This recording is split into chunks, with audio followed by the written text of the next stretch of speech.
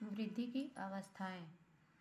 वृद्धि की अवस्थाएं मनोवैज्ञानिकों ने मानव वृद्धि को निम्नलिखित अवस्थाओं में विभाजित किया है।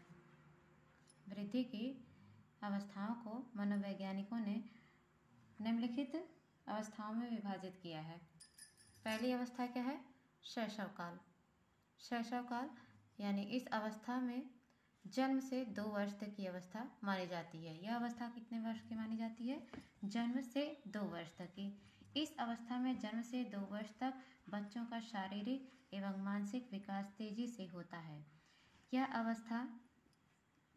इस अवस्था में सीखने की क्षमता की गति तीव्र होती है। सीखने की क्षमता की गति तीव्र होती है किस अवस्था में? शैशवावस्था में। शैशवावस्था में यानी शैशव काल में सीखने की गति तीव्र होती है। शैशव काल कब से कब तक माना जाता है? जन्म से 2 वर्ष की अवस्था शैशवावस्था मानी जाती है। यह इंपॉर्टेंट है टॉपिक। दूसरा है बाल्यावस्था यानी बाल्यकाल। बाल्यकाल को निम्न 2 भागों में विभाजित किया है। बाल्यावस्था को निम्नलिखित 2 भागों में विभाजित किया गया है। पूर्व बाल्यकाल 2 से 6 वर्ष की अवस्था। इसमें मेन पॉइंट क्या है? बाल्यावस्था पूर्व बाल्यावस्था कितने से कितने वर्ष की होती है? 2 से 6 वर्ष तक की अवस्था जो होती है पूर्व बाल्यावस्था यानी पूर्व बाल्यकाल की अवस्था मानी जाती है। इस अवस्था में बच्चों में नकल करने की प्रवृत्ति या अनुकरण एवं दोहराने की प्रवृत्ति पाई जाती है। किस अवस्था में अनुकरण करने की प्रवृत्ति पाई जाती है? पूर्व बाल्यकाल में दोहराने की और अनुकरण करने की प्रवृत्ति पाई जाती है। यह अवस्था भाषा सीखने की सर्वोत्तम अवस्था है। मेन टॉपिक आपका क्या है? भाषा सीखने की सर्वोत्तम अवस्था कौन सी है? क्या है? पूर्व बाल्यकाल। पूर्व बाल्यकाल की अवस्था कब से कब तक मानी गई है? 2 से 6 वर्ष तक की अवस्था को पूर्व बाल्यकाल की अवस्था मानी गई है। उत्तर बाल्यकाल। अब उत्तर बाल्यकाल क्या है?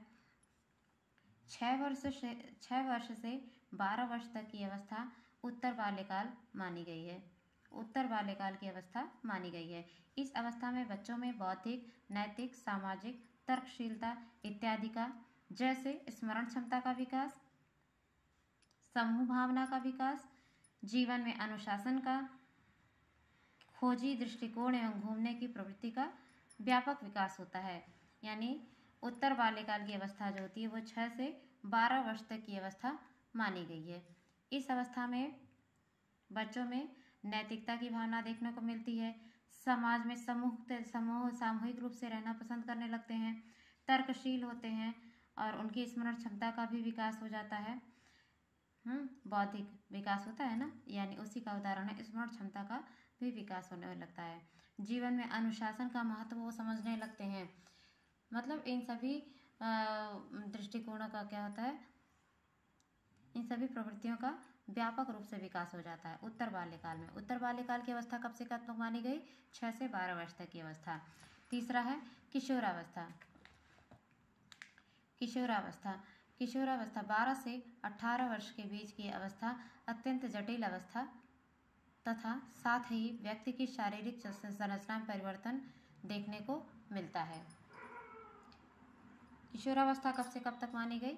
12 से 18 वर्ष के बीच की अवस्था। इस अवस्था को अत्यंत जटिल अवस्था के नाम से भी जाना जाता है। अधिकतर ये क्वेश्चन पूछा जा सकता है कि अत्यंत जटिल अवस्था को किस नाम से जाना जाता है? किस अवस्था के नाम से जाना जाता है? किशोरावस्था। यानी किशोरावस्था को ही अत्यंत जटिल अवस्था के नाम से जाना जाता है। इसके साथ ही व्यक्ति की शारीरिक संरचना में देखने को परिवर्तन मिलता है। किस अवस्था में? किशोरावस्था में। किशोरावस्था में किशोरों को शिक्षकों, मित्रों एवं अभिभावकों को सही मार्गदर्शन एवं सलाह की आवश्यकता पड़ती है। किशोरावस्था में जो किशोर होते हैं उनको शिक्षकों की, अध्यापकों की, मित्रों की और अभिभावकों के सही मार्गदर्शन एवं सलाह की आवश्यकता पड़ती है। यानी इसी अवस्था में अपराध भावना का भी ज़्यादा विकास हो जाता है, यानी अपराध की प्रवृत्ति भी